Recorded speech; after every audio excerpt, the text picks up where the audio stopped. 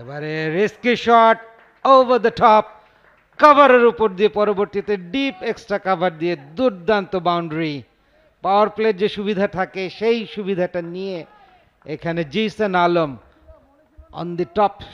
তিনি জানতেন যে ইনার সার্কেলটা ক্লিয়ার করতে পারলে 4টা রান পেয়ে যাবেন, যদি নাও পারেন তাতেও কোনো অসুবিধা নেই, আউট হবেন না। ফলে সেটার প্রপার ইউজ তিনি করেছেন। এক্সিলেন্ট এবং স্মার্ট ব্যাটিং ডিসপ্লে জিসানের কাছ থেকে। এবারে over pitch ball outside off stump, চমৎকার নান্দনিক square drive along the carpet, চোখ ধাঁধানো চার।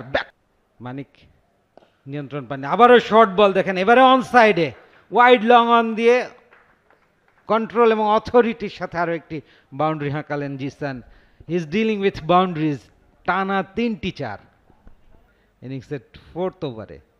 প্রথম বলে সুইপ এবং খুব সুন্দর একটা পারফেক্ট কন্ট্রোল সুইপ খেলেন পারভেজ ইমন, গড়ানো শট। এক্সাইটেড কিন্তু তাকে আমরা দেখছিলাম, যেহেতু বাউন্ডারি খুঁজে পাচ্ছিলেন না। অন্য প্রান্ত থেকে জিসান রান করছিলেন, ডিরেক্ট থ্রো হয়েছে, ব্যাটটাকে পিচ করিয়েছিলেন কিনা, এই জায়গায় একটা বিপদ হতে পারে। বেশ উৎফুল্ল দেখা যাচ্ছে ব্রাদার্স ইউনিয়নের ফিল্ডারদের, বেশ কনফিডেন্স মনে হচ্ছে। আমরা দেখেছি যে বেলটা কিন্তু উপরে উঠে এসেছে এক্স্যাক্টলি, এবং তিনি আউট হয়ে যাবেন। এগিয়ে এসে লফটেড খেলেছেন, risky shot but good executions at the end of the day. On bounce, two bounce, long on দিয়ে 4। উইকেট হারানোর প্রেশারটা বোধ হয় নাজমুল হাসান শান্ত তার দলের উপর পড়তে, ফলে জিসান যদি উইকেটে থাকতে পারেন সেটা তার জন্য যেমন ভালো, আবাহনীর জন্য ভালো। কিন্তু বলতে না বলতে জিসান নিজের উইকেটটা একরকম দিয়েই আসলেন। অস্ট্রেলিয়ার অনেকখানি বাইরের বল, সোহাগ গাজীরও খানিকটা অবদান আছে। এবারে আবেদন এবং আউট হয়ে যাবেন।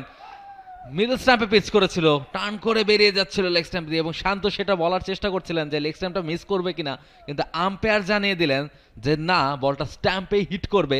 একটা টার্নও ছিল না। শান্ত 23 বল মোকাবেলা করে মাত্র 12 রান করেই ফেরত চলে যাচ্ছেন এলবিডব্লিউ সোহাগ গাজী, এবং